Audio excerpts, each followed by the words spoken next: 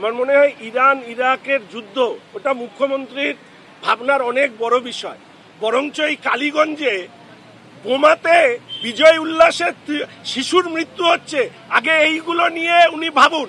ওখানে তো আকাশে আকাশে মিসাইল টিসাইল লড়া হচ্ছে।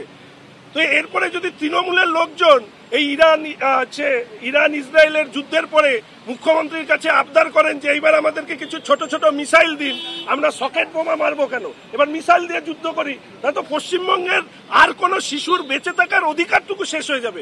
ফলে মুখ্যমন্ত্রীকে বলবো ইরান ইসরায়েলের যুদ্ধ নিয়ে ভাবনা বন্ধ করুন, বরঞ্চ যে বাচ্চা শিশুটির মৃত্যু হয়েছে তামান্না, তার পরিবার এর মতন আর কোন পরিবারের যাতে শিশুর কোল খালি না হয়ে যায়, তার পরিবারের মায়ের মতন আর কোন মায়ের আর্তনাদ যেন আমাদের মাটিকে সিক্ত না করে, বরঞ্চ সেই দিকে মুখ্যমন্ত্রী খেয়াল রাখুন।